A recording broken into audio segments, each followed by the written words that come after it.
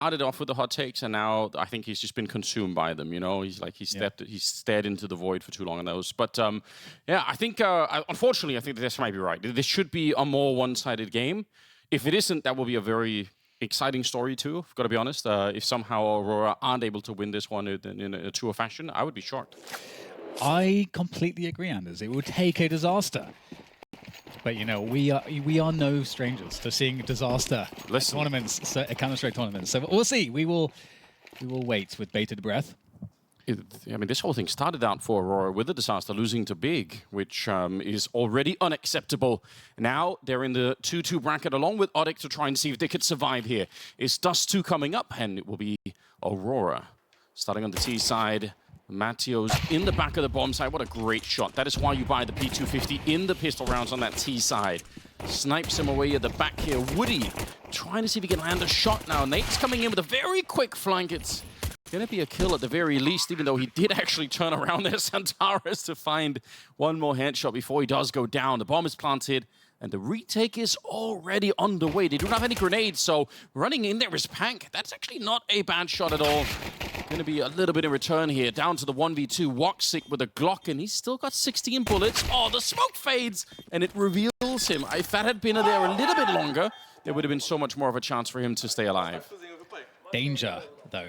Danger with Robinson. Remember that one? That used to be a thing people know about, but maybe I'm dating myself a little bit. I do remember. But yes, danger, because the bomb goes down. T side for Aurora, that's actually kind of a cool spot to be in, because on a map like Dust2, you can get some rifles on board. And if you get rifles on board on the T side, as we see exactly how this bomb went down here for Aurora, although obviously it got defused. But yeah, if you get rifles on board, it's scary. You don't need a lot of util to do stuff on a map like Dust2. And so... Okay, the energy is pretty high. The energy is actually very high. But to finish my point, if you're able to get the rifles on board, you don't need the huge amount of utility to make them work, to get them into position, and the CTs have to make that decision between, as we see, some MP9s, a Scout, and a couple M4s. So it's not ideal. There's lots of ways for this round to go wrong, but if ODDIK can manage to win this round, have some players left alive afterwards, obviously that really sets them up. But Aurora, with a slow start to this one, larger lean towards the upper tons. And Santaris, he was lethal yesterday. It was so sick. Yeah, super fun to watch. Unfortunately, it wasn't quite enough. Gonna be pushing out into the middle here. Matteo's a lot of trouble here. That incendiary, did it ever get thrown? It didn't. He's just out with the MP9. I feel like throwing that grenade would have been the way. That looked like sheer panic. And they're going to lose the round. They don't kill anybody, in spite of the fact that they had actually 3 people at the site. Like, they were in a good position to stop that push. I'm disappointed. They actually had the read as well. You could see that because when Santaris peeked Cat, and this might be, you know, some of, let's say, the research that ODDIK have done. At least this is how it really looked to me. Right. When Santaris peeked Cat, we saw the incendiary get thrown by ODDIK like immediately. Yeah. And you're not going to throw an incendiary and just waste it unless you think there's a timing for the Ts that they want to push in. And so if that timing is Santaris just showed presence Cat, they would have read it correctly. But like you say, the follow-up after that point wasn't there. So they didn't have the other decision-making that should have been behind that. But I did look like a good read, though, Anders. So that's the silver lining for me, is that they've clearly done some prep here. I sometimes think it almost can feel worse, the fact that you had the right idea, and as a result, you are actually favored to win the round, and then you somehow don't anyway. And it comes down to, you know, a couple of individual hesitations, a couple of mistakes. I do think there was one really good flashbang that landed on the beep defense early on, which probably made a big difference, but still disappointing. We do have double scout in play, so that is exciting, if nothing else. Yes, late and long for those scouts. And yeah, this is what we were talking about, the danger that exists in that second round. Very, very scary for the CTs. But ODDIK, as you say, with these scouts here trying to defend against this long push, we're going to get something. Woxic, though, he's quite a menace. And if there's any match for him to feel confident in, I feel like it's this one here, Anders. You're on Dust2, your name is Woxic. That should be enough. Yes. But you're also against a team where you're heavily favored. Yeah, I agree. You'd love to see him have more of a vintage performance, really. I do have to admit, I do have a bit of a backstory myself with Woody because Tell me, say more. There was one online game at some point, I think, where I watched him on Nuke with the AWP, and he was just so sick. And I have a certain weakness for that kind of style that I was just so bought into it. You know, I was like, I way over-purchased the Woody shares early on. I still think he's he's an interesting guy, and obviously, you know, like we're also lacking IGLs in general. So I just like him. I like Woody, but Best character from Toy Story? It's possible. It's possible. It's been a while since I've watched Toy Story, I'm going to be honest, so don't even remember all the characters. Same. It's not my... I like Mr. Potato, whoever his name was. Right. Seemed relatable. Falling apart, Dan. Exactly. Fair enough. There's some psychologist out there is going to be listening thinking, that's an interesting pick. Exactly. That's a lot about. Yeah. It's like a Rorschach test of sorts. Well, so pretty quick here. ODDIK actually going for an early timeout. I think, in a way, I just did it. We keep calling them early timeouts, but I think it's just the norm now in Counter-Strike at a high level. And also when you're playing MR12, you've got 3 timeouts. Like, you know, you might as well almost use them early on before the whole team falls apart mentally. It is one of the most tragic things when you see a team that is you see a full-on collapse in competency and the mental game, and then it's just no timeouts are used. And you're only left thinking, like, surely someone would think that they could use the timeout here. Yeah, it almost also feels like, oh, look at Woody. It also feels like if you don't take the timeout, you're almost saying, well, we have nothing to say anyway that's going to save this. Like, you're sort of sending that signal no matter what. Another thing, obviously, is people sometimes like to bring up, why are they doing a timeout into, you know, a round like this? But typically people don't do timeouts and plan for the very next round because it's just so obvious when you do that.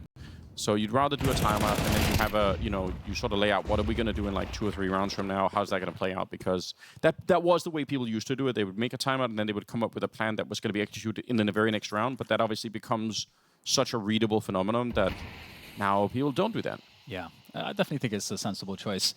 Interestingly here, you know, Aurora, again, a round like this, if it's telegraphed, doesn't really matter. You've got so many advantages as long as you have a good, a good execution as a team as you move forward. Oh, the pause is nice.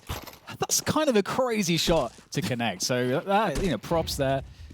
ODDIK able to take one more player down. And look at the change of pace. It's going to be, instead of committing through to A, and a couple guns can be stolen away. This gets interesting now.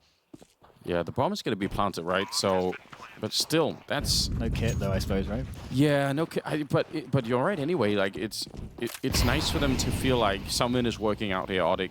They have to find a way to recover the fact that they lost the second round of the win of the pistol. So I think this kind of a round, you know, there's something to look for. Even if they can't win it, it's still pretty good, just a little mental boost.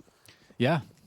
Yeah, but I think we talked about that yesterday, too, where it does matter. Like, some teams aren't disciplined when they're winning, and they kind of allow the other team to get kills and get a little too close. And even if it doesn't matter for the end result, it's so much more powerful for your team as well to just feel that you have this crushing level of dominance against another team. It's like a psychological boost to your team. And also, like, it feels like impossible for the other team. Oh, we just don't get spots to play? Yeah. That feels horrendous if that continues over time, so... I agree. It's nice for them to get something, a couple kills. Little conversation we had. I don't know if you noticed, but Woody had that like center view model. As a former Quake player, Dan, you've got to appreciate that. The center view model. That's like a Quake 1 style view model there, which I do appreciate. I think I also saw an OB1 8K mouse there. Look at how centered it is. So ridiculous. But awesome. It's really taken on. Like a lot of people are using it now. It's spread. It started as a big meme, and now, slowly but surely, it's running its way through the Counter-Strike scene, for better or for worse. I love it. Okay, well, there's another default here from Aurora. So they're up against the first close to full rifle round. It's a scout on Woody, though, unfortunately, but otherwise looking fairly decent. Okay, so there's that Molotov we typically see to prevent any info gathering there. You'd have to drop off from that otherwise safe spot. You can kind of tuck into the wall. And now, after putting the pressure there, Aurora just going straight towards the B site. There is a timing here for ODDIK to find out what's going on. They're quite passive here, so unless they push long, I don't think they're going to discover this in time. Double smoke in the middle, which again is really hard to read because it could mean anything, right? It could be that this is going to be the catwalk push instead, or it could be that it's going to be the B splits. You just have no way to know right now. They're really far back here. But if Matthias can get a couple of really early kills, then it might not make a really big difference here. One of them running out the window, almost shut down. What a lineup for him, but it's only going to be the one. Galil might have betrayed him a bit. The spray from Nate, absolutely not on point. I think it actually almost would be worth watching that in slow motion, even if it's a bit mean. It's a bit mean, but you can tell that it started off with almost a bit of a panic sensation before he really, decided to try and adjust. But it was too late, and that's all they need. And in truth, even if he does get one more kill, all that does is put them in a 3v3, and they probably cannot even retake the bomb site anyway. Yes, yeah, absolutely agree. I was going to make that point too, that the fact that the CT setup is so passive, the time to get into a retake spot is so long. So yeah, you kind of. So this is what I was actually going to mention. In that type of round, I feel like we would have seen HOOXi pushing long and finding like the perfect timing for it.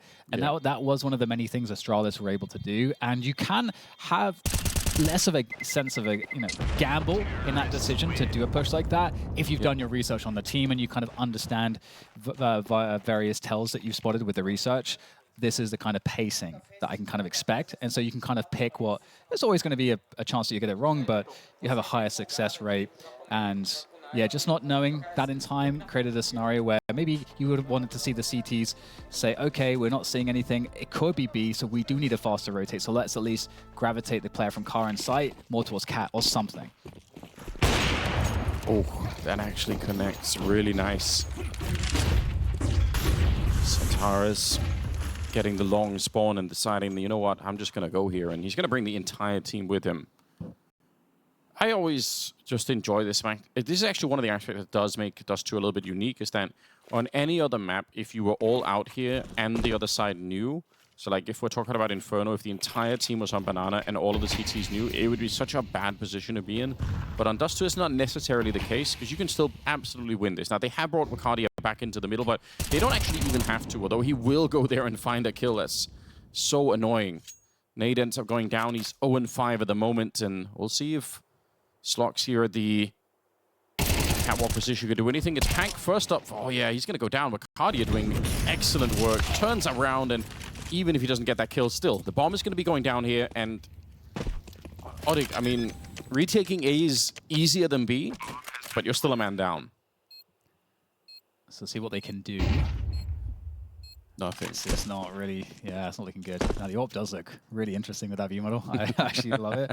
But I think this is one of those spots that encourages ODDIK to be more aggressive. They have to fight for some early control. Yeah. And because they're in this spot now where they're so passive, Aurora are able to just set up into a push, whether it's a split, a set piece onto a site, whatever it is.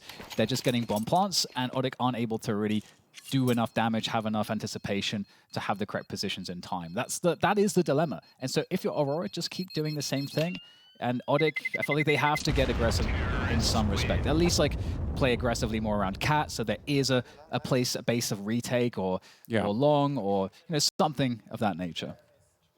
Yeah, I mean they tried a little bit this round, right, with the lower dark push. But unfortunately, Wakardia, this is also why these kind of matches are difficult, because Wakardia is somebody who's, I think, his real struggle for his career has been to perform on some of the bigger stages, but typically, group stage or the online games, like he is a real menace, and he's a really solid player. And I think he's actually done a lot to overcome some of the stage stuff too, but I wouldn't be surprised if Wakardia is going to be running a little bit wild with this kind of a game, because he's going to feel like, well, I'm already doing really well. Push up towards the top of mid, and I love it. We do get a bit of that aggression coming out. We'll see if it actually works out for them, but even if not, the idea of it here, ODDIK trying to do something different. Yeah, and it is super interesting. How do you kind of maximize value from this? Well, Knight able to take down one of the players gravitating towards the long doors, and now Aurora have to make a decision. Do they go back for this? A whiff from WOXIK. Now, oh my god, another whiff from WOXIK. That opens up the kill for Knight, and he can get out. 5 versus 3, and that is a beautiful result. Able to live. Even better. Whew. Where did the second shot go for WOXIK? It looks to me like it is so on him. This was the situation for Woxic yesterday. Yeah. Missing some of these kind of key shots that you feel would be a given for an AWP of his caliber. And that's really why we put that. It's like you were saying with Xantares yesterday. There's a high expectation because we've seen the ceiling. Well, speaking of Xantares, he's still alive. Not going to be ready for this one, though. Imagine if he could have brought the round back. Madja, not known to be an AWPer. He's going to end up going down. ODDIK will pick up a round, so lost 5 in a row here. Trying to stabilize a little bit. They also get out with some rifles on their side, so, you know, they're also on the CT side, so I think in general, it's not a terrible position to be in here. But you got to keep winning now. Yes. Yeah, and it obviously came off the back of the aggression, which is what we were looking for. Find some disruption to the early rounds, and it works out. And the interesting thing is that, well, you know, hold that thought. We've got another aggressive long take coming through here for Aurora. Not too much on the other end for ODDIK. They're playing fairly, you know, straightforward passive setups. They're not fighting super hard for this, which is totally fine. But you do need to have something like they had in the previous round. And right now, the B and mid player haven't moved a muscle. It's a dangerous position to be in with that AWP. They have 2 of them, by the way, on the CT side. But one of them right here trying to get the jump now. The Molotovs are going to follow. He knows already. He's putting up a smoke. He's saying, yeah, I know. I know what's going to be happening. Trying to hide in the corner, but how much do they want to try and find him? Jota sneaking into it, trying to find the lineup here. When that smoke clears, the question is, what can he do? He's actually going to walk right through it. It's such a smart move from Jota, and this is why he's such a great player to watch. He does make a ton of these kind of moves, and that's going to completely catch ODDIK off guard, unfortunately. Satar is moving closer. It's Jota getting another kill before the round is over here. Pank doing the best that he can to get back into the round for his team. Falling off, though, and he has to reload at some point here. Bomb going to be planted pretty swiftly. That should be enough. Oh, Stock's unable to find anything there. Vicardia with the headshots. Now Pank, already 2 kills in this round. With it all to do. And against an AWP as well, this is certainly extraordinarily difficult. Well, I like that, but there is a problem because Madja's here watching for this. Oh my goodness, actually clipped him in the head. That's okay then. Yeah, that will wake you up in the morning. Well, better than a cold shower. Yeah, yeah, just guns being shot at you. Probably right. But this is another interesting spot because Aurora showed, hey, we feel super confident that if we get just full long control, because you guys are not giving us a fight really for it. So if we're going to get long control immediately, that's super powerful because even if Aurora don't decide to just fully scale into the A side over time like they have been, there's a lot of ways to play off of that because the CTs in theory should respect it and rotate players over, weakening the B side of the map. So it does create openings. So in that respect, it's a great part of the default if you can establish that. Yeah. It's not against the top teams, you don't see as easy of a time establishing this. So because I think Aurora are getting it, they're likely going to just continue to do it. Yeah, but if you get the spawn for it, yeah, no reason not to. Flashing out or smoking out long at the moment. Flash is going over. Again, Jota going to be early in. And that's all the information. Just that one grenade flying through, kind of knows, all right, I've got a bit of a timing against you guys. Probably doesn't actually need to throw that smoke at all, but he will. Trying to play around it, but caught. That's a nice find for Pank. Yes, and I like that they're not playing too fearfully there because they could have thought, oh my god, they've just taken long again. Let's not try to retake it. They haven't done a lot of retakes, and they're still holding this lower dark position. That smoke, Woody's going to go forward. I respect it, but he is trapped, has to get the kills here, has to get value because he's certainly going to die. Player coming in from mid, but still Woody is going to go up the stairs. That's actually crazy. You love to see it out of Woody. He'll die, but he's done his job. 4 versus 2 for ODDIK now with Pank on the flank. Woxic. Ooh, another missed shot here. Pank will end up taking him down. That's why I fell in love with Woody a little bit. He's got these moments. This is the kind of, it's so crazy. Like it is the sort of Fallen inspired AWPing where, you know, when the danger is there, like the smoke is on top of him, the rational decision would have been to fall back into mid and say, of course I'm not going to be pushing lower dark alone. You know, I'm already scoped up, but this is the sort of stuff that he does. And I'm not going to claim that. I'm not going to claim that he's some top tier AWPer, but it's the sort of AWPing that gets me really excited. There we go. WOXIK able to find one early. Knights now with the orb there on Cat, looking for a top mid rotate. Oh, he knows surely. Ooh. Okay, falling off. Knows he's exposed also to the left side, so playing it safe. The boost up though. Oh, WOXIK. He knows how to play these spots. That's an early 5v3, but that lower dark position, I mean, that could be the saving grace, but it is an orb, so easy to rush it down. Oh no, sorry, it's Matios with an AK. Yeah, he's picked it up here. Slox picked up the other AWP, so they still have the double orb, even in this one. Nice headshot. Centaurus going down. WOXIK hoping to catch him as he retreats, but he's not going to give him an opportunity. Will fall back in. So it's really just Matios at the bomb site here. And unfortunately, if he dies, then the round is going to be over pretty quickly. Aurora actually respecting some of the early aggression here and slowing down the round quite a bit. 50 seconds before they decide where to go with it. Slox here. This is so dangerous. Yeah, once you've been discovered, can you actually stay alive? Grenade goes down. Don't know how that doesn't do any damage. I feel like it landed on top of them. That's incredible that Slox actually survived there. And look at this, understanding Aurora. Oh, we've created the fear that we're going A, so now we're going to hit the B side. But if Matios can provide a performance here, this could make all the difference for ODDIK. But it's all on Matios' shoulders. Here they come, finds the first player. They're coming through the choke, the spray comes in, but it's only good for one. And now it's a 2v3 retake, and that's just not looking doable here for ODDIK. Yeah, unfortunately, especially double up, right? It's also the amount of money that's on the line. You can't rebuy any of this, really. So these two guns are going to be incredibly valuable. I kind of actually did like the off-angle position that he was holding Matios in the bomb site, because that is the kind of position where you probably get the first one for free, and then you kind of only have to win one real fight where they definitely will swing you and aim in that position. But yeah. It just didn't work out. It'll be a 7th round here for Aurora, and I still think ODDIK could do something. I think if they can get about 4 or 5 rounds in this first half, then there is a conversation to be had. I do think the CT side in general is harder to play on this one, so yeah, we'll see. They'll save the orbs. Yeah, that's a start. I have to say, I just want to take the second to completely agree with you, Anders. I think that off angle was really sick, because if you do get that first kill, yeah, I think a lot of top riflers are getting a really good, high percentage chance at 2 kills there, and Donker's going to get all 3, obviously. So yes. so yeah, I do like that, and it's cool also. ODDIK are playing. They're not playing fearfully, which I think is so important when you're the underdog. It's so easily to give too much respect, and I feel like we're not seeing that. Yeah, it also makes it much more sort of watchable Counter-Strike, because there's just no way to hide the fact that this is a big overdog underdog situation. It just absolutely is.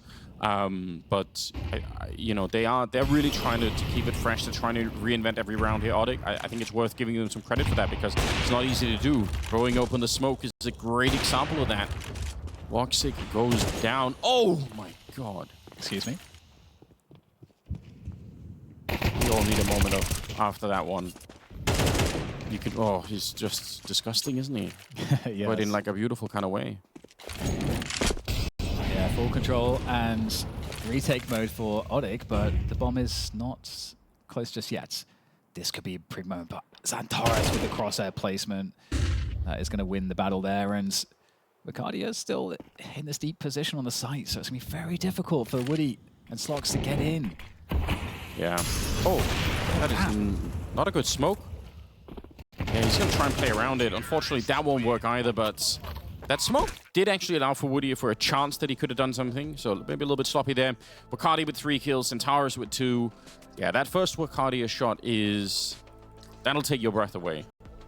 Yeah, and that was an insane one to get, because it actually feels like, obviously it's an amazing shot, but it feels like ODDIK got a little bit robbed. I felt like they did such good work to actually start out with the advantage. I wish I could see that in slow motion, the first kill again, because he couldn't see him, right? Oh my god! It keeps on going, Dan. Why? I don't know. It's just unreasonable headshots. Unreasonable headshots raining on through. 4v3 here early for Aurora on this final round of the half. And 4 rounds would be such a sick result for ODDIK, but how are they going to find it? The bomb is now making its way towards the B side of the map, and only player anywhere near it is Woody. We have seen some good things, but he's currently concerned with mid. But leaving B open right now has to feel so dangerous. Yeah, but you've got to take big risks. I'm almost surprised Pank isn't just pushing here because just holding all across the map. They're so stretched out, ODDIK. That can't be the choice here. Party is going to be shutting down Woody, and that's the beginning of the end here. Such long range. Look at the confidence on this guy. Yeah, he spots him. Of course he's going to take the fight. Why wouldn't you? He's 11-4. He feels like I'm going to be able to defeat him. Even now, tagged up, he just wants that one headshot. He's got 5 bullets. This is just, oh, so beautiful. That is the kind of confidence you just love to see in a player. Yes, and it's the last round and a half, so it's nothing lost. Nothing lost by doing it. Unwinnable round for his opponent, so... Centaurus is laughing at that too. He's like, all right, kid. Exactly. Yeah, remember who the top dog is here. It is me, Centaurus, the headshot machine. They're having too much fun, aren't they? They're having way too much fun. Yes, it's not a good sign for ODDIK. It's definitely not. But for Aurora, who after all should be one of the really dangerous teams in the tournament, I don't think they've shown that really just yet. But you've brought up this point in the past about peaking in tournaments. So, if they successfully do that, if they survive this to begin with and get into the arena, then, again, there's actually so much more Aurora that they just haven't shown us at all this tournament yet. So that could be fun. Yeah, you kind of have seen glimpses of it from across the team. I do agree. We'll have to see how far they can go. But it's actually a good start in this 2-2 situation. And yeah, for ODDIK, there's so much pressure. I mean, obviously there's pressure on Aurora too, but some of it's alleviated by the fact of they just know that they are just... They've got so much more experience. Yeah. So many more pieces right now. Better in every way right now, is what it feels like. Yes, I was trying to say that without sounding too aggressive, but you can't get around it. Yeah, sometimes we just have to. Woody's got 1 flashbang and a smoke as well. So that smoke is for the long cross. The fact that they only have 1, though, is... It just means that once they throw it, they sort of have to commit. Right? They can't throw it and wait. Not that there's going to be much slowing them down, I think. Although MIBR actually does have a smoke on his own here. He's going to set it up for that very reason. So let's see how this one plays out. They just have to go through it. ODDIK, you might as well. You've already thrown out all your own utility here. Rushing past with the Glocks. So far, so good. Although Bacardia, that's in lower dark. He gets the kill on the Pank. So now they know they can just have to focus on this A-bomb side. They don't have to worry about getting flanked in the middle of the retake. They can just set their sights on this one. Jumping and shooting. And Woxic does go down. That's not how they wanted the retake to really begin with. Slox trying to find something. He's got the P250. It'll be Matios on the other side. And they are getting whittled away right now. The Aurora retake getting slowed down, ground to a halt here. And they don't have a kit either, so it has to be a lot quicker than this. Nice shot from MIBR. That maybe could have been the beginning of something. Jota's going to get 1, tries to find him out in the open, but instead it's Matios with 4 kills. And it will be ODDIK to win the pistol here in the second half. Yes, yes. You'd love to see it. ODDIK giving themselves a chance to really show something here in Dust2. Great performance from Matios there. And we'll see this, or maybe the next one is going to be like a really nice trade. Yeah, an instant headshot that pretty much onto MIBR, so very important quick trade. Really well done. Really well done.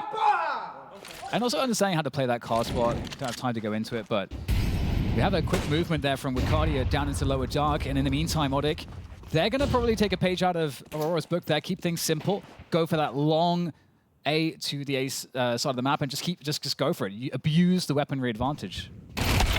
Oh, Woody goes down. It's such a shame that there's not... Oh, it never does matter. MIBR, how did that happen? How did he actually get the lineup?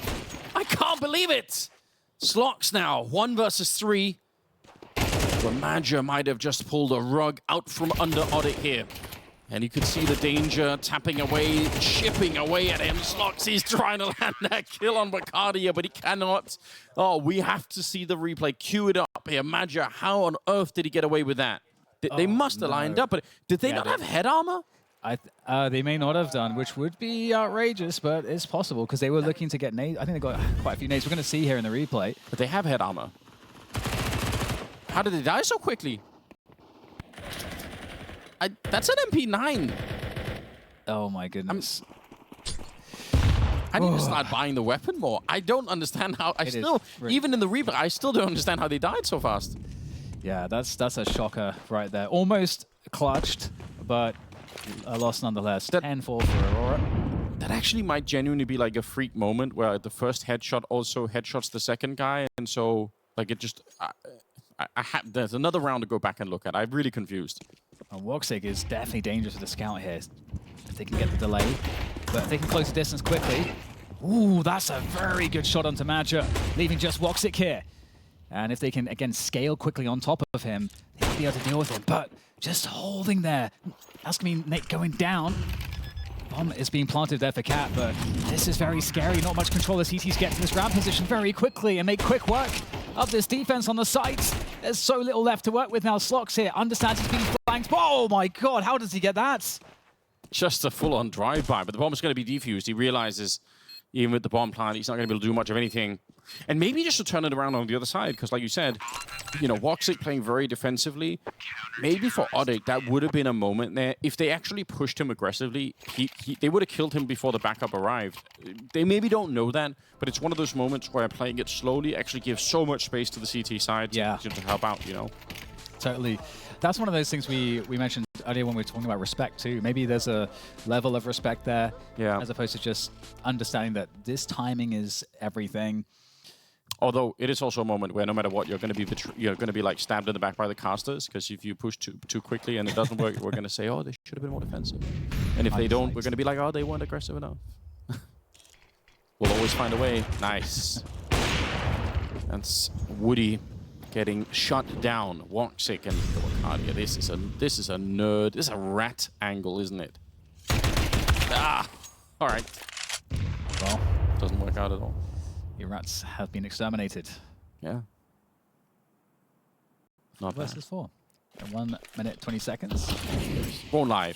If I did call an exterminator and he showed up with a Tech-9 to shoot the rats in my house, I would be worried. That is a might be an adventure, might be a bit of an experience, but also... Well, this is the way back here for ODDIK now. Jota's backside alone. Xantares is only now just coming into assist, so it now gets a lot more tricky. They need a very quick entry here to make this one work. Xantares takes down 2 before they even get to Jota. And the trade at this point, I mean, how much does it really mean? Matios against the world, against 3 players, and Xantares just double dinks him. Whatever, man. Like, in a way, that setup between Jota and Xantares is actually not that good. Like, the timing is really weird, but... Yeah, Xantares was isolated for a few seconds, yeah. Yeah, and also, I don't think Xantares is meant to be the person. I think if they swung a little bit further back to the wall, then they would have been able to fight Jota while he was still flashed, and Xantares would have just been alone outside of the bomb site. But yeah, it just works so well also because Xantares is obviously just a complete machine. So like that's another part of it. 12-4, Dan. This is he was out of control pretty much on the start, and it hasn't improved much from there on out. Aurora, just the better team. Wakadia, a little bit of mercy, does decide not to knife anyone on the other side, but he will get a triple for it. Up to 18-6 now, looking for more. Woody will find a way to at least chill him out a little bit towards the end of the map here, but Pank and Woody are left. It's a 2 versus 4, and Aurora. It is great, I think, to see them play up to what should be their level here. They are the favorite team, and they're owning that position right now. Yeah, Pank looking to see what can be done. Never give up, never surrender. The running is heard, and the position is known, and Jota is going to get an easy kill to finish it off. That's map 1. So easily done there. 13-4 for Aurora. Yeah, I mean, really impressive stuff. You know, high fives all around. But yeah, they came into that one, even losing a pistol, whatever. They were in a really, really strong position. So fantastic work. We'll see what the desk has to say. But all because we're heading into Anubis, which is a map where Aurora are probably one of the best teams in the world. Yes. This will be a tough one. This will be a tough one. But, I mean, I think even though, you know, ODDIK were unable to get much done on Dust2, I think, to me at least, it looked like there was some level of preparation. So, but Dust2 is one of those maps where it's quite simple in how things play out, so you can kind of only gain so much value from that. So we'll see if Anubis will yield more, if their prep is there for ODDIK. They'll be on the CT side, Aurora on the T side. That in of itself is a scary prospect. Yeah, it absolutely is. Kind of curious. That must be ODDIK having chosen that. Damn, okay. Slox is here. Smoke Up is actually pretty nice when he's got the dualies on the other side, but we'll see if he can find the kills because they should... Oh, they've slowed it down. They don't want to go through. That is kind of interesting.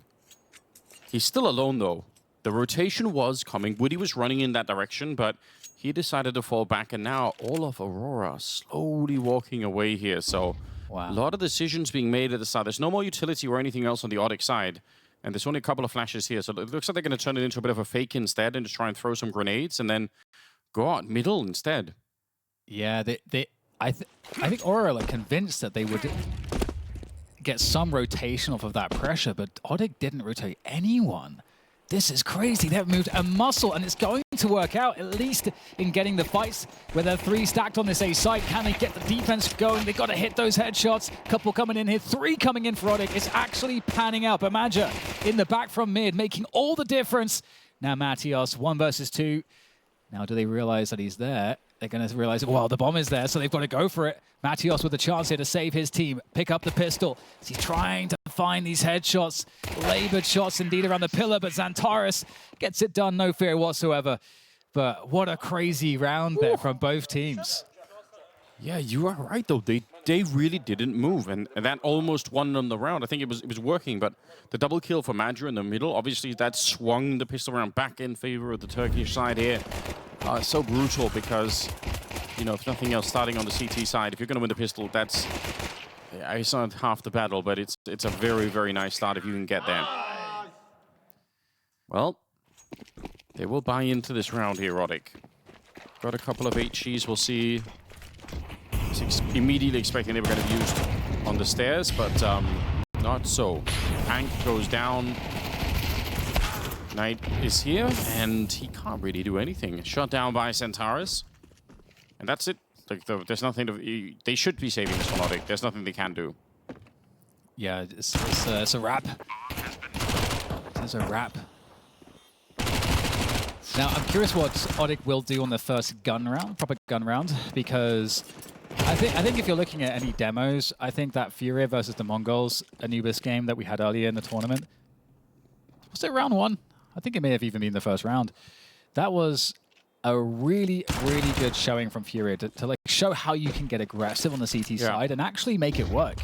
And so there's, I think, a lot to be learned there. Despite the fact that FURIA haven't had much practice time, they looked really coordinated there. And nice there from Woody, actually able to get a couple of kills on the board. Yeah, fair play. Up to 3 now. Too much movement on the other side, but still, yeah, optimizing as much as he could. You are right, though. There was a lot for FURIA in terms of CT aggression, which is one of the hardest things and probably one of the hardest maps, this one, or maybe I think it is the hardest map to try and do that on. So it's worth it to know how that is done. But it also is something that typically requires, again, you know, a lot of planning and also probably some confidence too. And when you've got that first buy round, which is not going to be now, but the next one, that's also like you finally got your hands on the rifles. You feel like it's risky to throw them away if you do something, you know, wild. And you don't feel the same risk by doing nothing, even though that can often be just as much. It's not more risky, you know. Definitely agree. Like not doing anything is also a choice. People tend to forget. Yes. 100%. Yeah, and I think for those of you, as we talk over this eco, for those of you that are interested, Yakindot did a great interview with HLTV, which gave a lot of insight into his, you know, loan into the FURIA squad and sort of how the dynamics have been, and a lot of talk about Fallen's role in the team, much more of an anchor rifler, and there's a lot of interesting stuff in that interview, so go check it out if you missed it. But here, Aurora, looking like they have created an option to that A site, but there's resistance everywhere here from the pistols, making it a little bit tricky, but it's okay. You've got Xantares. You've always got Xantares. There's always that. Yeah, he's kind of fighting everyone in the middle, but apart from the early threat there, maybe they could have got Xantares eventually, but that is not going to happen, and they'll catch out a player in CT spawn. Yeah, pretty much on tracks at the beginning here for Aurora, and it will just all be up to ODDIK to show if they can derail the train early on here if they can find a way to get back into it. We just don't know yet. Yes, the first gun round will tell us a lot. So as we make our way to it, you know, I did really like the E-box aggression from FURIA. They had MongolZ with the AWP there, being supported in that aggression. But we do get outside of B aggression here. Oh, very aggressive there. Oh my goodness, taking down Jota. That's a great find. And now they can kind of fall back into the 5v4. But with that said, Sox is going aggressive as well. And Woxic was looking for that. Better angle. That's the kill, 4v4. Yeah, unfortunately, gun barrel was showing a little bit too long there. Still plenty of time in the round for Aurora to do something different. There is only head armor on one person here. Always watching for that whenever I see a Mac 10 or Galil on that T side, just to get a sense of, you know, how resilient are they going to be if the fight goes on for a couple of seconds here. I do like this push out. Not seeing anyone at all out here is already suspicious, so let's see how they decide to interpret that bit of information. So far, Pank is going to be, now he's calling it in, saying, all right, listen, they are definitely coming for it, but look at how far away the rest of ODDIK are. They're actually falling back, and honestly, doing a retake from this position is not easy. They will have one incendiary grenade and a flashbang. There's no kit picked up at the moment. This is really tough, and when they lose Woody, it's almost time to save already. I would say there's a very good chance that this is not going to be happening. You can see them sort of stepping around here a little bit. Master is still really far away. He's going to set up a flashbang. It comes through, but it almost does nothing. It's a nice idea, but that went so shallow that it didn't actually flash anyone in the site, I think. Yeah, and it's trying to fall off now, and you were so close. It's easy for Aurora to hunt these kills, and I totally agree. Like, looking at that, given that also there was no util available, really, it's a 4v4, but it is one of those where the positional advantage for the Aurora side is enormous. And so I was thinking that should be a save right there. Especially after you lose that play, you go to the 3v4 at that point. Right. You don't have options at all. So unfortunate that ODDIK ended up losing a few players there. There's always like these weird situations that can happen. Like maybe, you know, ODDIK actually do get a kill and then they're like, oh, we can go for it. And then they just get wrecked and lose all the guns. Or in that situation, it looked like they were a bit indecisive, not recognizing that they couldn't like find an in, and then they lose everybody. So there's like all these different versions of the same thing. I do feel like the indecisiveness is the thing that really rates for me here, because it's a 4-on-4 retaking the A-bomb site. In a way, even if it's difficult, I could actually appreciate if ODDIK tried to do it just as like a show of confidence to say, well, listen, the other problem is if we concede every single time we're in a 4v4 or a 3v3 and just say, oh, we can't do it, it's too difficult, then that also will damage the mental for the team. You know, it's like you're just calling a surrender basically over and over and over again. So it makes sense, I think, to sometimes try and take these fights, because again, it's such a mismatch in terms of the skill level of the two teams here that I could see that. But the problem was, so it wasn't even that they made the call for the retake. It's like you said, they were indecisive about it. Yeah, and that was a bit of an issue, I think. Yes, protocols can save those situations for you, but going to this round now, we have Aurora playing slow, looking for any aggression. So they're just going to just hold for the now. And ODDIK, you know, showed in that pistol that they are happy to kind of just sit on positions and be somewhat resilient to pressure, not respect it too much. I think that's definitely a good thing to be able to do. And Woody there with the AWP in a position towards a long that he could potentially catch someone. But so far what Aurora show is that they lean more towards B and mid, and then later in the rounds, the later stage of the default, then they sort of gravitate towards the A side. So the timing there not working out for ODDIK. Minute left now as Aurora take the mid position. Okay, long.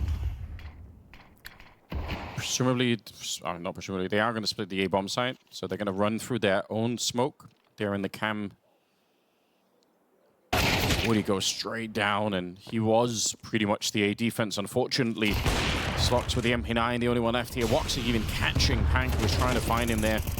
Yeah, the power of being able to blow open those smokes, even though the smoke timing is really good, right, for the CT side there, it's just, unfortunately, when they still have 2 HGs left, so they were so well prepped, Aurora, to burst through any kind of smoke that might have been put up.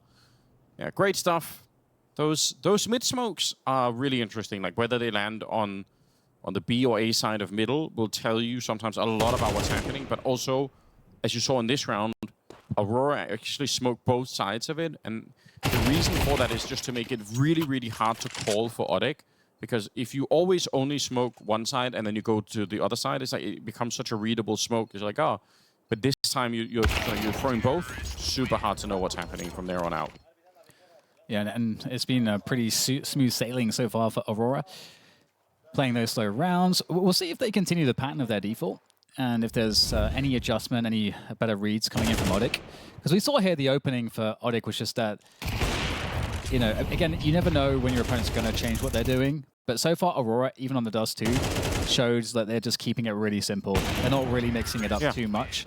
So do we get any adjustment here from ODDIK? If they want to be aggressive, the B mid aggression is where you can find contact early, and then later in the default, outside A.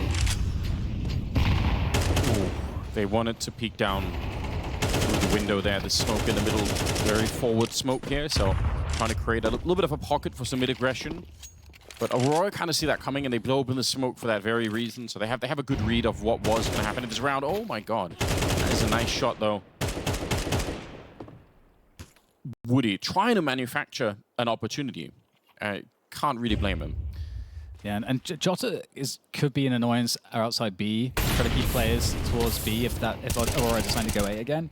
And again, we're seeing later in the default, Aurora still going towards the A side. So they're keeping the pacing completely the same. And this is a good timing for the push here, potentially, but is it really? It's so marginal. And it's not going to work out there for ODDIK. Right idea, but the execution not quite perfect, and it gets punished by Aurora, plays into their hands, and they get a plant.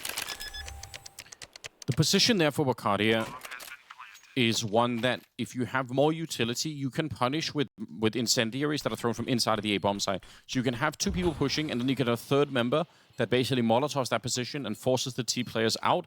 There's some really cool protocols for that kind of aggression on the CT side, but they obviously didn't have the manpower or the utility to do that. But I'm just mentioning it now in case we see some of that later, because it's so sick when teams are able to do this. Those are some of the, I think, the later evolutions that weren't there when the map came out, but people have sort of started to figure out how to do that a little bit more impressively.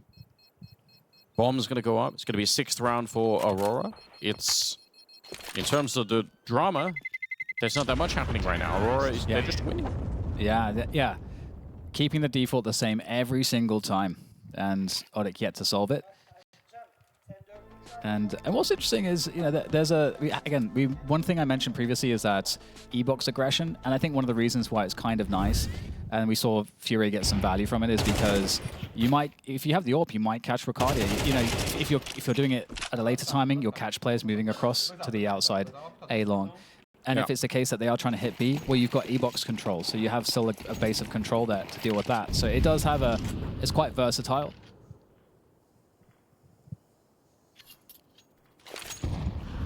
Got some nades. Again, trying for a little bit of mid-aggression. Pank, that's a very nice shot. Unfortunately, he's going to walk into the AWP scope there. Nade trying for the multi-spray down, not successful. Woody running through the flames and the smoke to try and get in front, but they already know that he's back here, and that does make it very dangerous. He's low on health here. Another good grenade on him might just do the job. Fox goes down in the back, and Santaris with a headshot. Who needs the grenades? He is 9-1, by the way. The last couple of games that we've caught from Santaris have...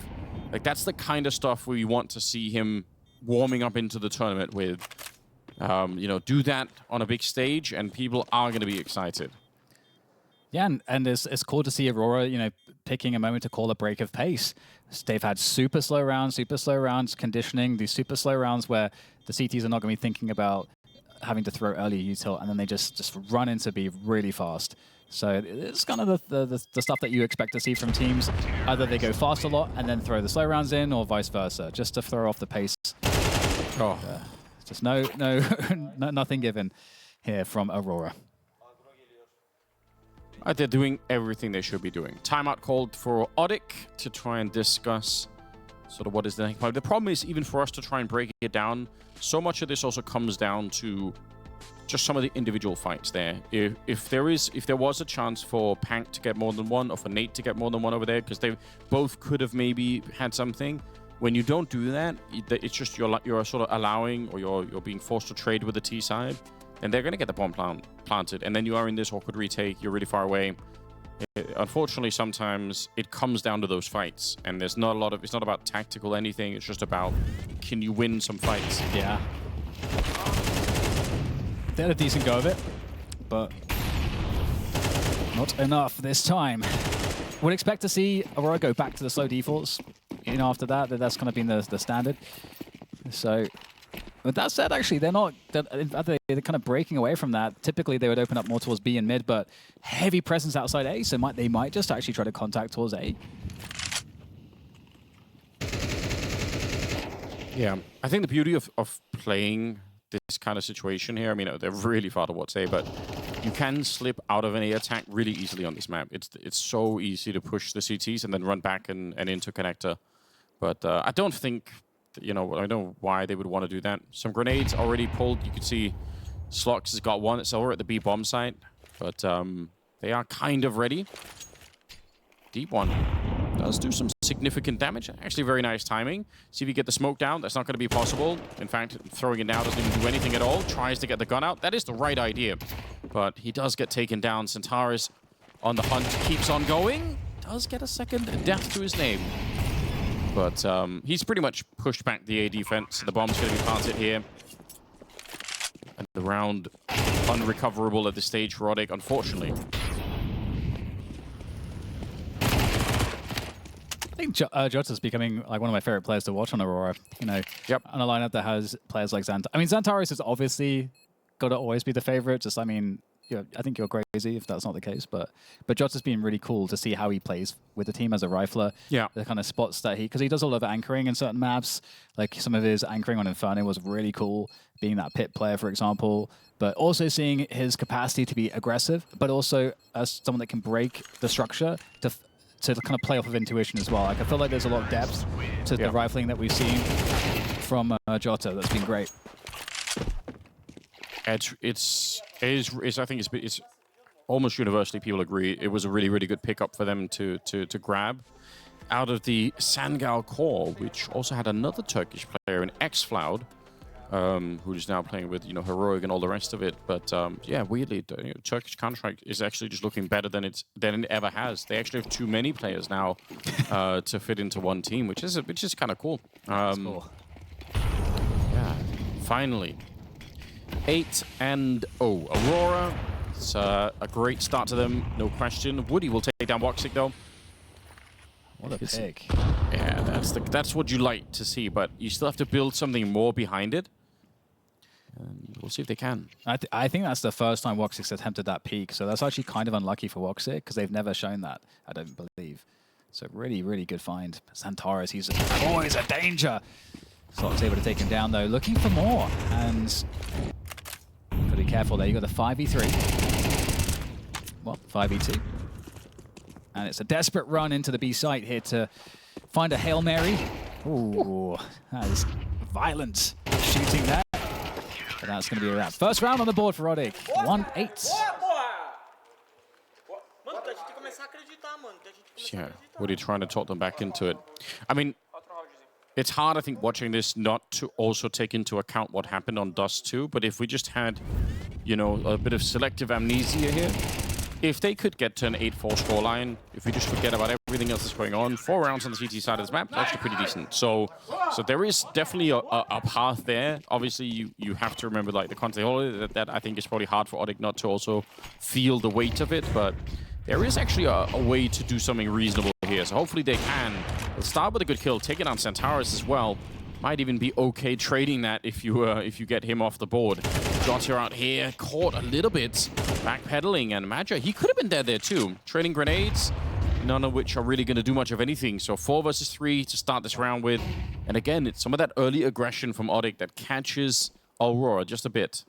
That B aggression seems kind of crazy because WOXIK could very reasonably have rotated into that spot. I just caught them pushing out with the orb, which would be perfect, but it's worked. These risks, I mean, as you said before, you're against a team that is on paper much better, so taking big risks, you got to gamble a little bit. And they are forcing Aurora now to regroup. With only 3 players, you would expect the T side to stop lurking around and try to combine forces to hit a site, and that's exactly what's happening. And for ODDIK, currently, there's only 1 player on the A site. It's Pank, who's playing a very far back position, so this is nice. Even allowing the bomb to go down is not the worst here, but ODDIK do need to start moving.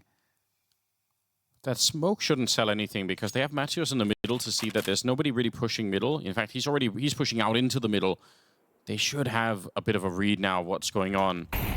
Nice incendiary to really slow this down. 30 seconds on the clock. Look at him checking everything. Once he sees this, they should start to rotate. The fact that they're still in B with 2 people, I think is kind of concerning. Now they've realized, but 20 seconds left here. Pank, if he dies, this round is right back on for Aurora. ODDIK, a little bit slow to call this rotation, I do think. But Pank rotating back in. Woody dies as he's trying to get there in time. And Pank, wide swing with the flash setup. It couldn't have been any better. And the flank is also coming in from the other side with Nate shooting him in the back. And it's a second round for ODDIK there. I really thought there was a moment where they were going to give up that round. Pank repositioned as the ODDIK, as Aurora was moving in 4 times. Yeah. And so that made me very scared because if you're repositioning 4 times, that means that you're really uncertain exactly how you're like, what's happening in the round and how you want to play it. Because he was playing aggressive, and then but he's like, oh, I'm alone. And he's like, okay, I'm gonna play for retake. Oh, but I want to play forward. Yeah. Oh, I want to play more aggressive. It's kind of crazy. But into the next round, 2 on the board here for ODDIK. See if they can keep these early picks going. It's a hard thing to keep going when it's expected now. Wox is looking for the E-box push. Not finding it just yet, but now Nate's out there. It feels like ODDIK really walking the tightrope with this aggression, and Pank's going to fall straight off. Yeah, unable to find it. But again, it is kind of hard to blame them for trying because it's the thing that has been working. It's the thing that's actually giving them an opportunity to get into some of these rounds in a different way. So don't know what else they really could be doing. He's going to keep going, isn't he? Yeah, why not? He's going to keep going. Can't unscope either, give away the audio. So yeah, scoped up, just looking for anyone on the other side. I think it's Jota who's playing out there. Doesn't feel the need to stretch it even further, although it would have been kind of fun to see. Mid-control being attempted now for the T side. I like this from ODDIK. They're getting active on A long. They're asking questions. Look at Jota. He's got the B bomb site. Just by walking. He hasn't had to fight anybody. I mean, this is kind of sickening. ODDIK are going to be so shocked when they sort of realize what's going on. It's a massive gamble. I get it, but at the same time, you're so far behind. It feels like making this kind of gamble and saying, we'll just save if it's a B plant. What a risk. It's interesting because they were pushing A long. Well, hold that thought here. Oh, that's a nice connection from Woxic. Let's see if there's anything else to add here. All right, Woody. I mean, just got to keep the AWP alive at this point. But yeah, I thought that ODDIK would actually work out that it was going to be B because they were pushing A long kind of at the time when Jota was walking into B. Yeah. So if you've got to see nothing at A long, you've got to be thinking, oh man, we got to check out B because we're seeing nothing here. And this is normal default timing where they would be here. So very odd turn of events in this round. So long as they can keep this AWP, I think they will be all right. But that is not looking great right now because here comes Aurora. They're looking for Woody. Oh no. They hear the scope up. That's what gives it away. Yeah, nice hunt down from Jota at the end, getting both the last kills there. I don't know. I feel like the attempt to... Obviously, when you make this kind of play in a 4v5, you're basically saying, we're going to be saving if it's planted, if our stack isn't working out. And I think when you only got 2 rounds, that's probably not a luxury that you have. I don't think like a 3-9 scoreline here, if they can get this round, is going to... I just don't think it's enough. Even that isn't. I think they actually did need the 8-4. So a bit of a shame, perhaps. I do like this push coming in. A lineup is there for it, and they will trade favorably. Nicely done. It's amazing that Aurora are not prepared for that, because that's the only way that ODDIK have been getting these early kills. And 3v4 now for Aurora to try to recover. ODDIK in T-spawn at 1:30 on the clock. That's like not too common. Honestly, it's kind of recoverable. If they defeat the MP9 here, then it's a 3v3 and they're going to get the bomb plant. So look at Matthews. What has he got to work with? Not that much. So this can definitely be one. Even at this stage, you're right. They are sneaking on through. Antares gonna walk it in. No grenades thrown. Just, again, like they did at the B-bomb side previously. All right, it's been called out. But still, this will be a bomb plant. And there's so much utility on Aurora. They can get the bomb planted here and then lock in some of the entrances for a really long time. Still 2 smokes and a Molotov even at this stage. Rakadia goes down. So that's a bit concerning now. 2 versus 4, but I still think the utility is a bit of an interesting wrinkle in this one. Not going to be Centaurus throwing any of it, unfortunately. They don't even get to use it. Magia now on its own against 4. They're going to flash their way through. He does turn around for it. Good spray on the first one, but I think you need to get those kills a lot quicker. Nice attempt from Magia, but it will be a 3rd round for ODDIK at the end of the day. So it's definitely something. I don't think it's going to be quite enough, but if I'm wrong, that would be an exciting second half for sure. Yes, I agree. And you know, one thing I forgot to mention from not that last round, but the one before where Jota walked through B.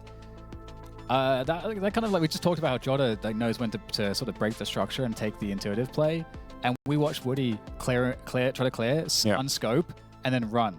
Yeah. So then Jota's like, hang on.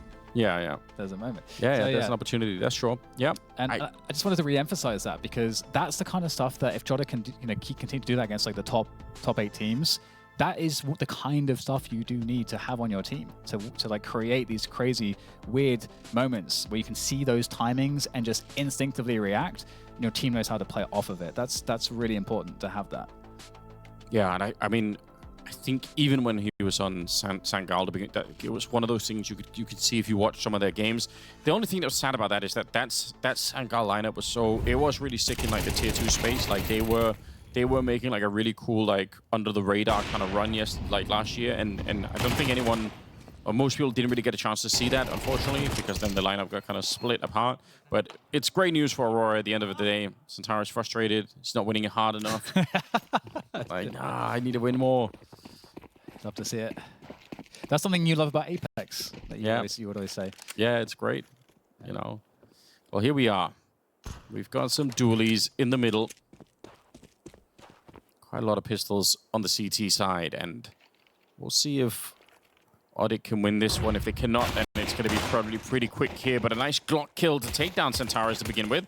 Magia's happy to just jiggle and throw some bullets around the corner. They do take down Pank in return, so evens up the field a bit. 4 versus 4.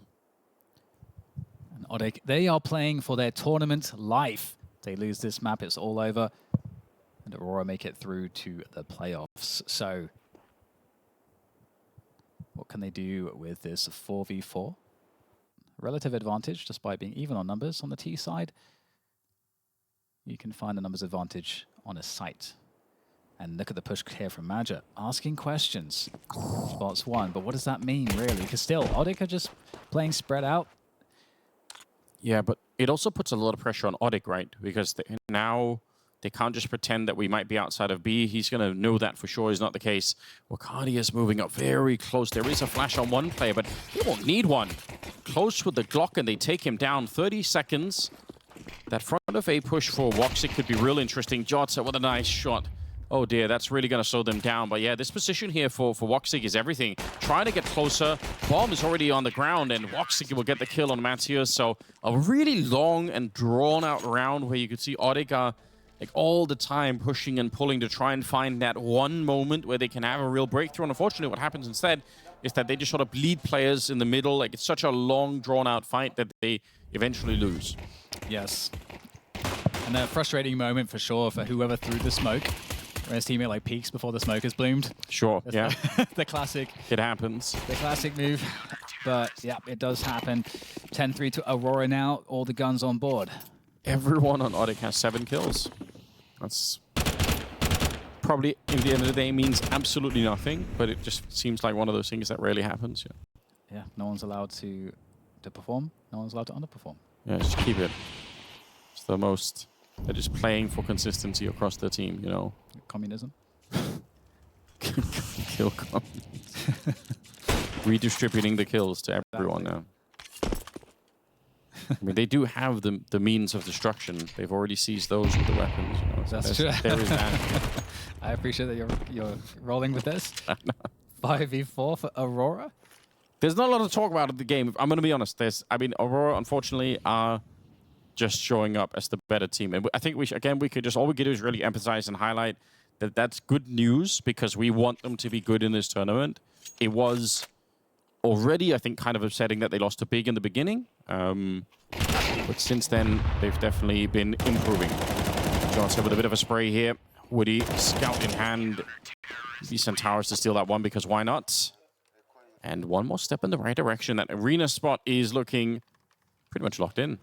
This has to be one of the most, let's see how to put it. It's one of the most like chill 2-2 matches in a system that you could have if you're like in Aurora's position. Because oftentimes these matches can be, obviously it's the 2-2 teams, so it could be like it's so close and it's like really evenly matched and like really sweaty. But for Aurora, no deodorant required.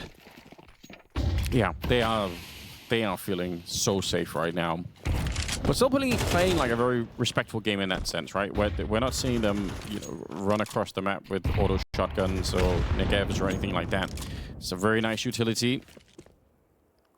Just showing us some of the tricks that are available to the CT side. If you know what you're doing here, WOXIK is going to call it out. It's dangerous time to throw the incendiary, but he'll be back around the corner, tossing out a bit of a flashbang. Actually, HG as well goes into it. WOXIK still does pick up the kill, even though he's very low on health to begin with here. Don't like the timing for some of these grenades, but so far so good. Nate's trying to continue the spray. It's such a great read for him. He's essentially just continuing, realizing that someone else was going to be pushing behind that. So I love everything about it. I think Gun Barrel is going to be showing there, so Woody trying to get the kill. Madja on a bit of a flank as the bomb's being planted. Good headshot here, and Woody's got to be careful he doesn't die. Oh, the deep nade as well. Nate, he might blow up. He's still alive in there.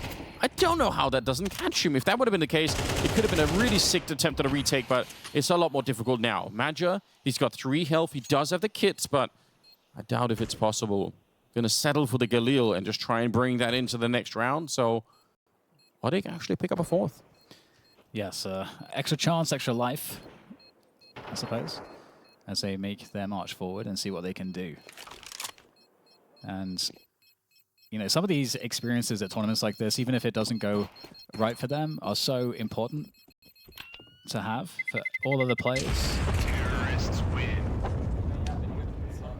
I mean, it's going to happen, isn't it? You're going to have a couple of tournaments like this where you just don't have enough in the tank. You haven't got to that level yet. And yeah, that's how it goes. That is how it goes. But you can't replace the experience or supplement the experience of actually playing in a competition environment, a LAN environment against, you know, top teams in the world. You can't replace that with anything else. So it's the only way to do it, and it is extremely important and helpful for development. So the smoke that WOXIK is looking at here is one that Aurora themselves throws from CT spawn. And whenever they do that, they almost always do this 3B, 1 mid, 1A. It's such a strong correlation for them. I checked the demos, and it's like, call it like 90% of the time, basically. This is what they're doing, which is interesting.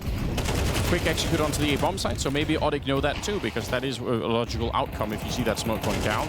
Centaurus, bit of a spray here, does get traded out. WOXIK trying to find something with the scout, and he's got to get a bit of help from Madja, who shows up just at the nick of time. They have the 3v3. Bomb being just slightly toyed with. Oh my god, that's the smoke. Madja just showing up, knowing the lineup. He was just faking it out anyway. He wasn't even really trying to plant here. Madja continues and gets the headshot. Now Woody. He's already tanked up here. Very hard for him to clutch this round. Jota's shown up at the meantime, and Woody's trying to creep through the smoke. He's going to get caught and killed. No problem. It's Madja, obviously.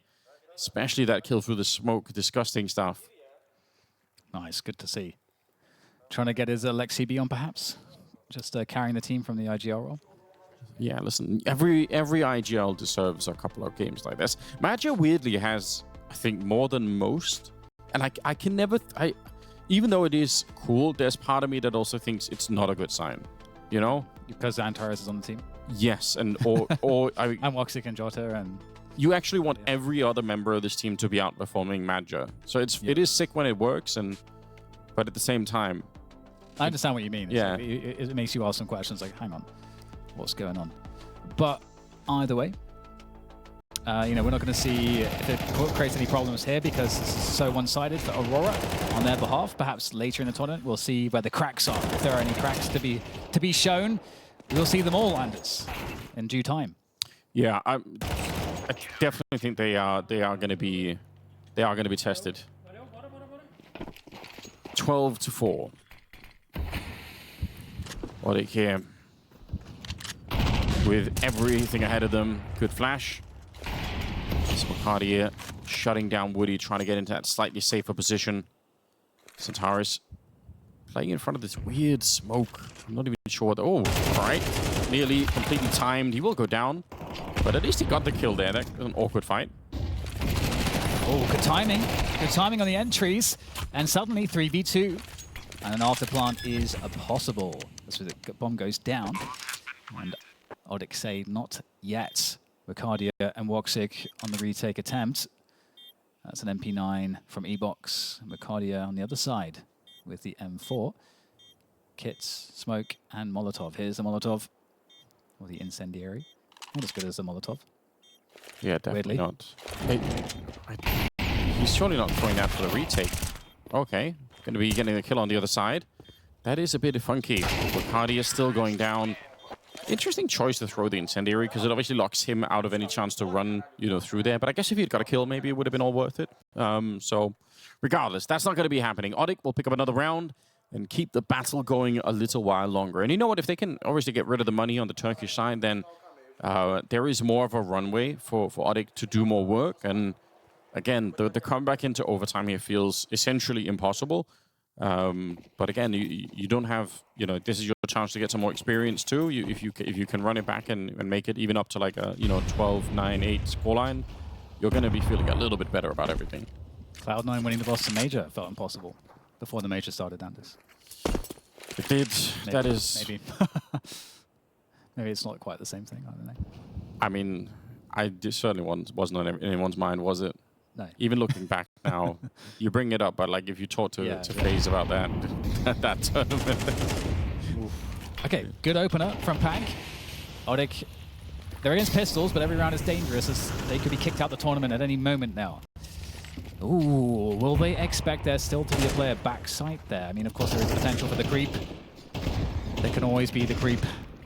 Plant goes in, and ODDIK 5-4 off the plant. Okay, well, Jod has been spotted and removed. So, okay, the most dangerous element has been dealt with. It is a fun dynamic, though, when you throw those Molotovs to clear corners, and then they don't clear it all the way. You're actually creating a very dangerous scenario for your team. Yeah. Because this time they check it, and that was really great work, but sometimes you don't, and suddenly someone's hiding. You're like, wait a minute, didn't we Molotov that position? And it's like, yeah, but not all the way. I don't know why. Maybe I'm making it up, but I feel like the Molotovs do this a lot more in CS2 now than they used to. Yeah, I think we're seeing it a lot. I forget, was it the MongolZ, I believe, they just kept, against FURIA we saw it, where they had the mid Molotovs outside the double doors, and they just kept leaving gaps like every single time reliably, and then FURIA are like, hang on, this is happening every time, so we'll abuse this, and they went around off of that. So, yeah, it's definitely something that needs to be investigated, at least on the team end. Make sure that that's not happening, but ODDIK, they keep themselves alive off the B play, Anders. They're going to have to get creative, have to keep leveling up their firepower here, but actually just a hero rifle on Xantaris, that's all they have to really worry about right now. Yeah, a couple of flashes as well on Jota, so he can flash in the 5-7 maybe, if there is any reason to believe that something fun is going to be happening here, but they're playing really far away.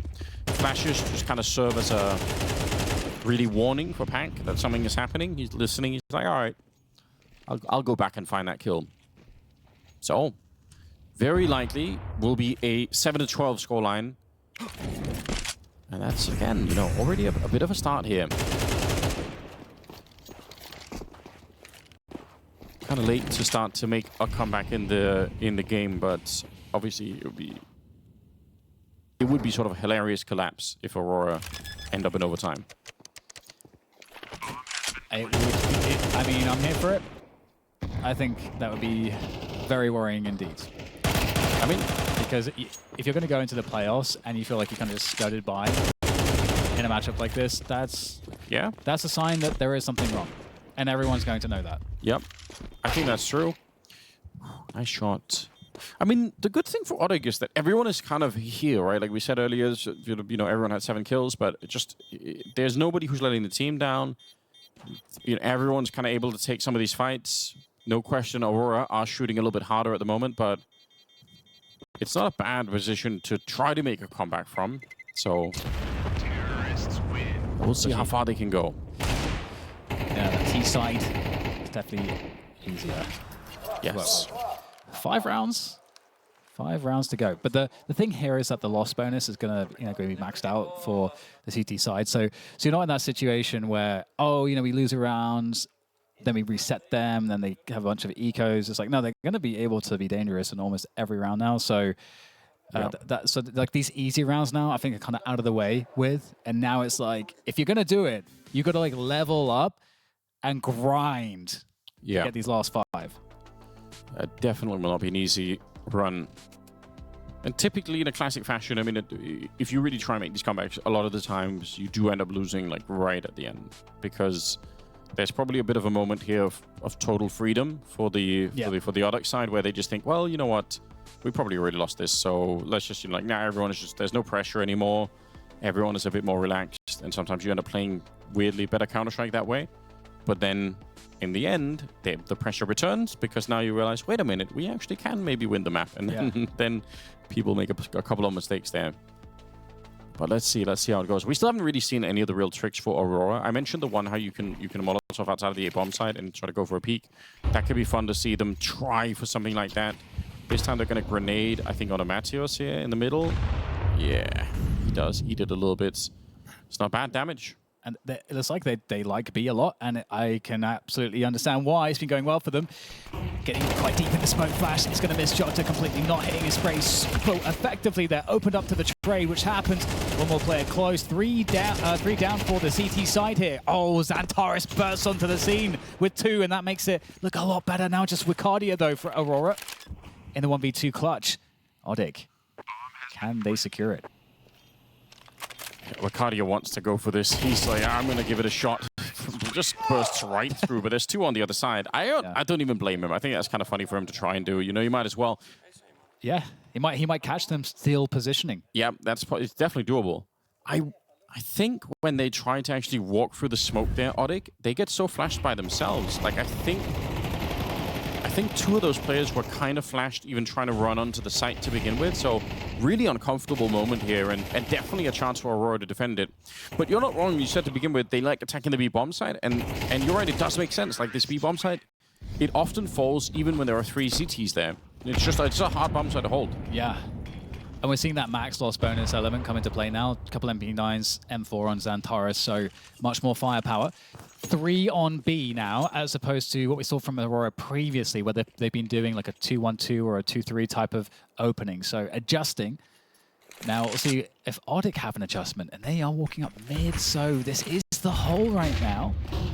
And they can lock out those B players if they go for that A split. And so these A long players for Aurora, this is where the round could be won. Okay, well, that's a little bit annoying. Woody misses the shot, and it goes down. Luckily, the bomb wasn't with them on this side, but obviously it's not a great setup for the rest of it here. 5 versus 3. They're going to have the utility to kind of block out anyone while they're planting the bomb. So that's at least a start. It means Aurora will have a harder time getting into the site. They don't have a kit either, so even in a 5v3, this is kind of dangerous. Slox gets Madja. Jota's going to fall next. Wicardia finds one through the smoke. I wonder if he actually saw anything there. They will take down Woxic, and now it's a 2 versus 2. Xantares on the one side, Wicardia here with the AWP hits the shot, and now up close, Slox is right there, and he's been hunted down, just walked in upon. So Wicardia getting the ace to get Aurora into the arena. And a good attempt from ODDIK. That was a great fight, Anders. Right at the end, they knew they had to push for space. They were locked in. They did it. They were getting kills. They fought their hearts out. You know, so big respect to ODDIK, but I don't think the expectation was that they were going to win this. Aurora, the massive overdog in this one, as described, and we saw that.